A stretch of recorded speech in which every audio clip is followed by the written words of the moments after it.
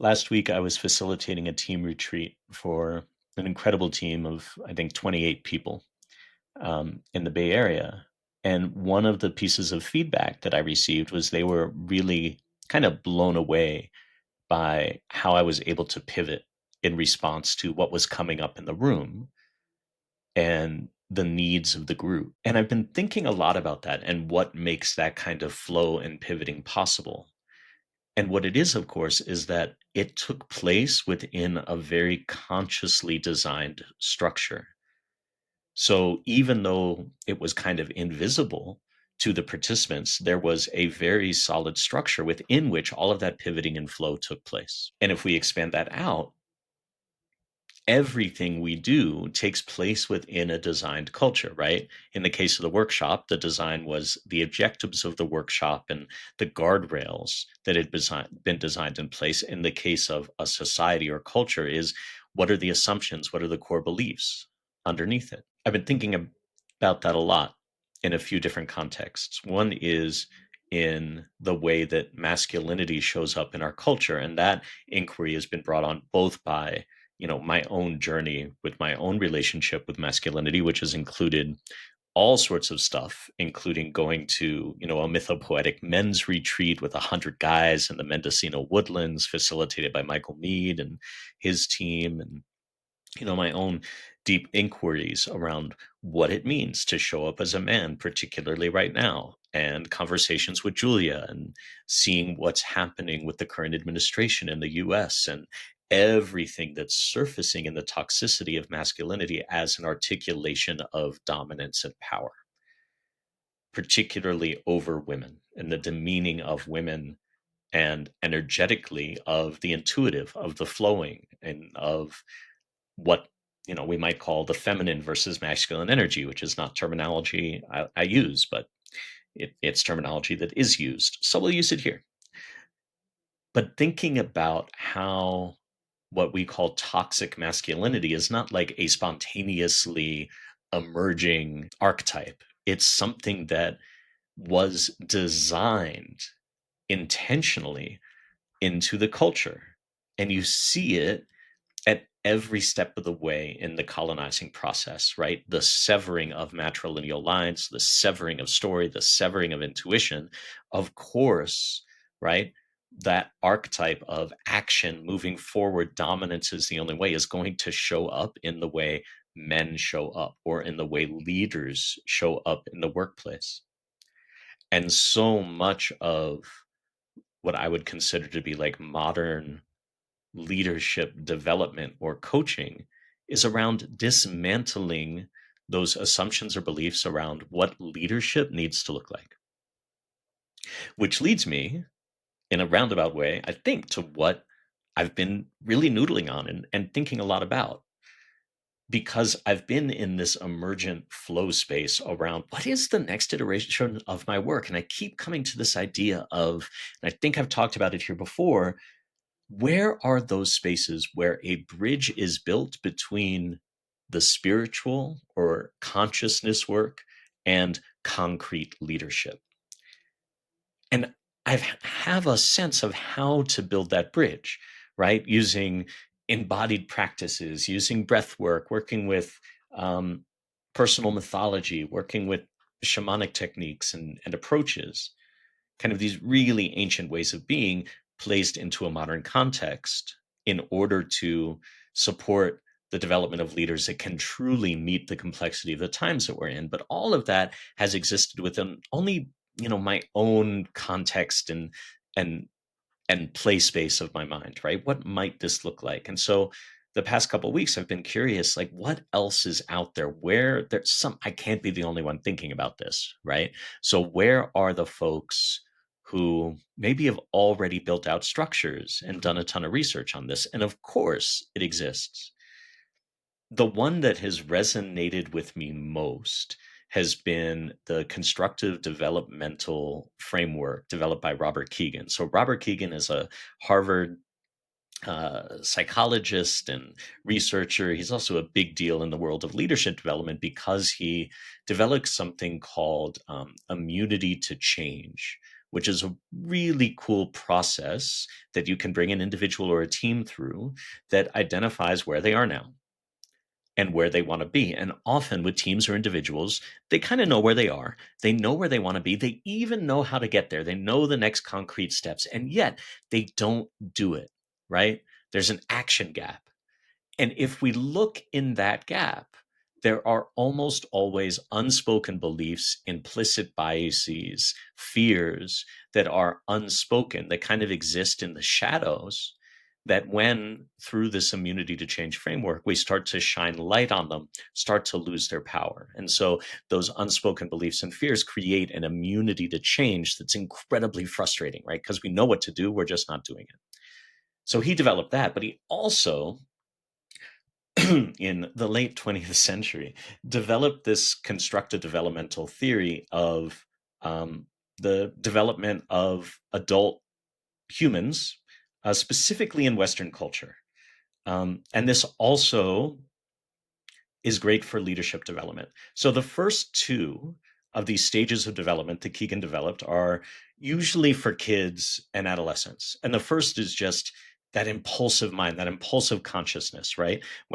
If you have kids, I don't, but I've spent time around them, or really immature or stressed out adults where like they want a thing and all that matters is the attainment. I need that cookie, right? When a hardcore craving kicks in or an addictive impulse kicks in, everything disappears except for the need to attain that thing. That's the impulsive mind at stage one. Stage two is the instrumental mind. And usually, we'll see that develop in kids around the age 6 or 7 through the teens, where we start to be able to observe our own impulses and manipulate the world or navigate the world in order to attain them, right? So in this framework, that level 2 consciousness is everything around me, including relationships, become tools and ways of getting the thing that I desire. Some adults just hang out there, right? Everything is transactional. Everything is a stepping stone to my goal. It's a very two-dimensional way of being. At level 3, which is we start to see this is where most adults tend to hang out. Um, it's called the socialized mind. And the idea behind the socialized mind is we get our identity from the people around us and from the roles that we inhabit. So in the workplace, the socialized mind looks like those folks, team members, leaders, and this is really common even with leaders who have attained a high degree of authority in their work. They they identify with their job. They identify with their role. So in coaching, this might be when somebody comes to us and says, I'm about to leave my job. I don't know who I am without it, right? They are in that third level of consciousness and development, the socialized mind. At this stage, right, we can set goals, we can plan, we can even reflect on our own behavior and think and reflect on others' actions. So we start to have empathy for others. Others aren't just objects, they're also subjects. But we're still not aware of the context we're in, and we don't have an identity separate from our context, whether that's work, family, whatever. So everything that happens externally is interpreted as a referendum on our value as a human being. At the next level of consciousness, what Keegan calls it is fourth order consciousness, the self authoring mind. This movement from level 3 to level 4, or the exploration of that self authoring mind, fourth level of consciousness, is where most personal growth, leadership coaching, leadership development cohorts live, right? Moving us into really understanding who we are. What are our values? If I go beneath my roles and the masks I wear in society, who am I at a soul level? Right? In the four directions framework that I work with, often this would be the direction of the West, or autumn and adolescence in that framework, right? Which is not the one Keegan works with, but it's the idea at level 4, we go into the dark night of the soul. We reckon with who we really are, and then what are fears and beliefs and things that are stopping us from connecting more deeply with what might be called our core self, right? So at level 4, we tend to have more capacity for self guidance. We have more capacity for evaluating our own behavior and really taking responsibility. So it's not, well, I was just following orders. It's, I made a conscious decision.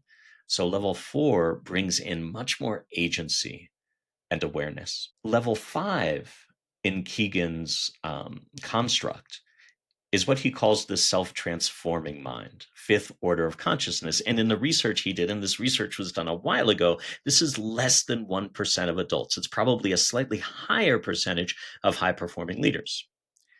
But at level 5, we can hold multiple stories simultaneously, right? So level 4 is getting to know ourselves and really adopting a cosmology, a way of sense making that helps us navigate the world. But that is solid. We are in that belief. At level 5, we start to recognize, oh, that belief, that cosmology is a story. And there are lots of other stories available that are equally valid. Even if I don't believe them, I can see the value in them, right? If you've read Robin Wall Kimmerer's Braiding Sweetgrass, this kind of self-transforming mind and the ability to hold multiple stories as valuable and valid is something that is one of the cornerstones of indigenous culture. As she describes it, one of the most beautiful chapters in that book talks about how different nations would get together and share their creation myths, right? Their origin stories of the world. And instead of fighting over who was right in the way that like Christian fundamentalists might, or any religious fundamentalist might, they would listen deeply to each other's stories and appreciate them for the beauty and the complexity that they held, even though they didn't believe in them. That's fifth order consciousness. That's a self transforming mind, right? In Keegan's construct, it's also where we become system aware, right? So in the example of toxic masculinity, we become aware that that is a systemic, um, a product of a designed system, that the whole soil of masculinity in the culture is poisoned.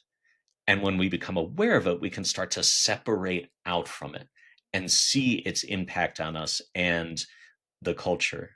At that level 5, we're also attentive to multiple levels. We can hold the reality of the self, the collective, and the systemic simultaneously and zoom in and out to different levels, right?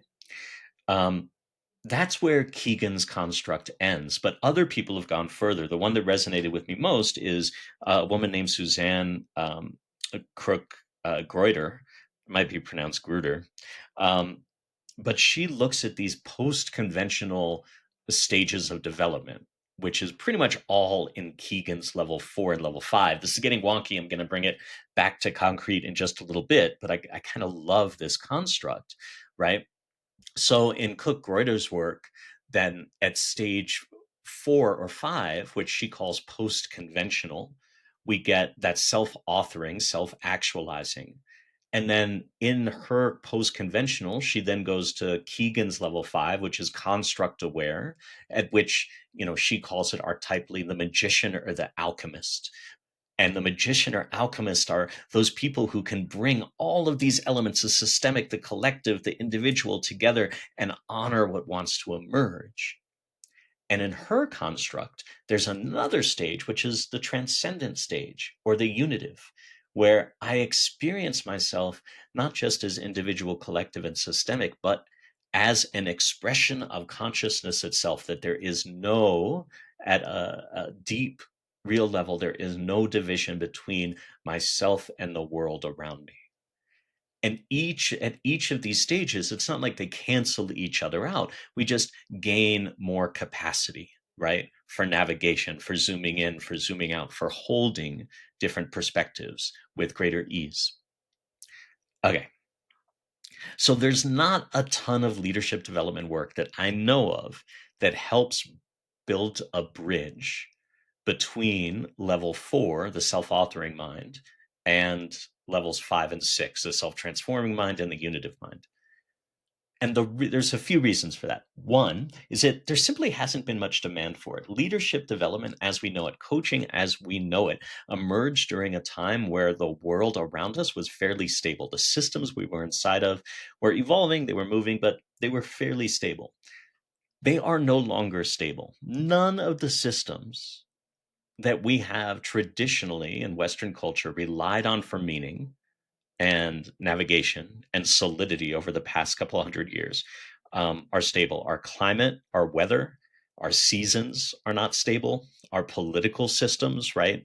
What, nothing will ever take down American democracy turns out not to be true. Um, so our political systems aren't stable, our economic systems aren't stable, even our knowledge systems aren't stable. With the emergence of AI is really raising all sorts of questions around what is intelligence, what is the role of the human, what can human leaders do that AI can't, right? So there's all of this emergence and instability, which means that those leadership capacities that have been so much in demand, moving from that socialized mind to the self-authoring mind, that has what there's been a market for and a need for. That the highest performing leaders have really explored the landscape of their inner world through, meditation, through therapy, through emotional intelligence courses, through traditional leadership development, and that's what's been in demand.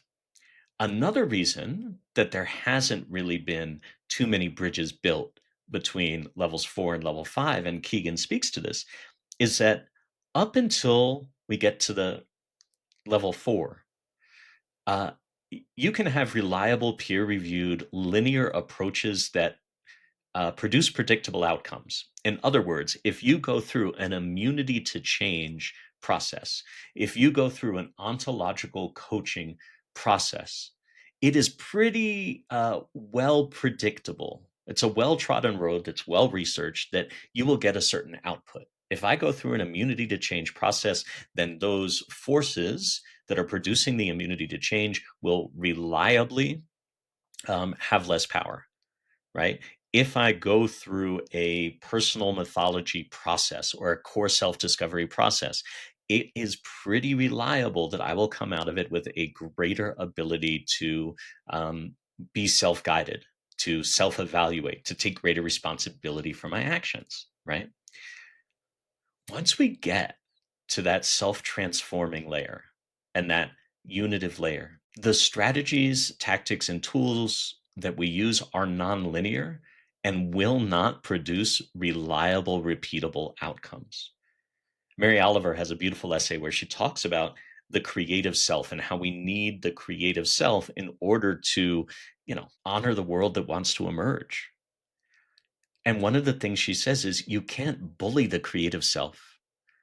All you can do is create the conditions for it to emerge. And the same is true of that fifth order of consciousness and unitive consciousness. You can't reliably send somebody to like a plant medicine retreat and know that it will emerge. You can't tell someone to meditate and know that it will emerge, because all of those things can also just deepen into level 4. We could spend our whole lives just unpacking all of our stuff and really getting to know intimately the landscape of our inner world. And that's beautiful. But there's nothing that says that that will inevitably lead to the development of the self-transforming mind, to that system awareness, to unitive consciousness. But there are things that reliably prepare the soil for the emergence of that level of awareness. And these are things like breath work. These are things like inner dance and sound journeys. Inner dance, in particular, is designed to deepen and widen our capacity for holding more complexity with ease in our nervous systems and in our brains. And it's nonlinear. It doesn't look like an immunity to change framework. It doesn't look like a workbook. It looks like laying down and allowing your body to work with frequencies that are unfolding around it and within it. Breath work is another practice. Meditation, spending time in nature, engaging with the creative self, engaging with art, engaging with color, engaging with poetry. All of these things are ways that we can prepare the soil and create the conditions for the emergence of this self-transforming mind. But it's not predictable, which means it's really hard to market. We're also not solving a problem that people know they have. That said, right, one of the things that starts to happen when we spend a lot of time at that level 4 consciousness moving in the world, right, as we start to feel, especially if we're in leadership, we're feeling isolated, we're feeling stressed out, we're losing sleep, all of these things. When we start to engage in the nonlinear processes that create the conditions for the emergence of level 5 consciousness or fifth order consciousness, um, then some of those, just as a byproduct of that work, get solved. If we do breath work a few times a week, we will experience less anxiety. If we work with inner dance consistently, we will sleep better, right? But that's not the point of the work. That's just almost an unintended consequence, a nice benefit. Something that I'm noting as we talk about this is uh, I really don't love the hierarchical way that it's laid out. I understand why Keegan did it, levels 1 through 5, but these can co-occur. So the self-transforming mind or unitive consciousness, you can develop it and then oscillate between living in that space, moving in that space, and going deeper into self-authoring, into understanding the inner landscape. So it's not like we do these sequentially. And somebody who in one area may be in that level 4 or level 5, that self-transforming mind, right? In another area may have experienced ruptures or trauma or have that in their lineage and maybe at like level 2, right? The instrumental mind. So it's not uncommon to see people who are like very expanded and very aware at a professional level. And then in their personal lives, maybe at the instrumental mind, still seeing people as objects. So it's just interesting to note that this is more a field of development rather than a hierarchical process.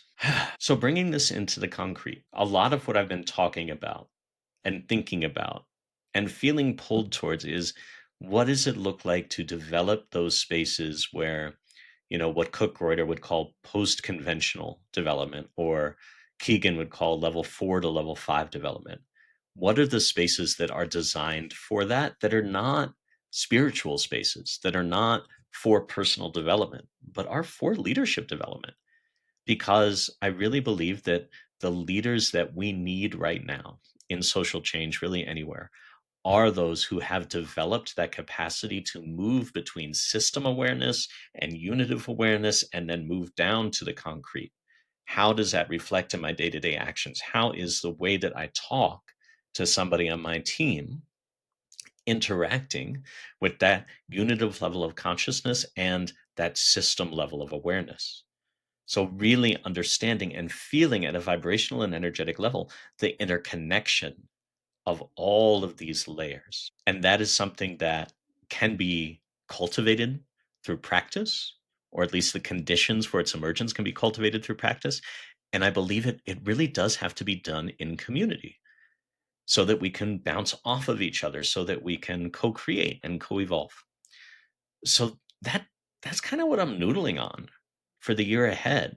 Because as we continue to be in this place of system collapse, where so many of the things that we've relied on for stability are simply not stable. They never have been, but the instability is accelerating, it feels like, right?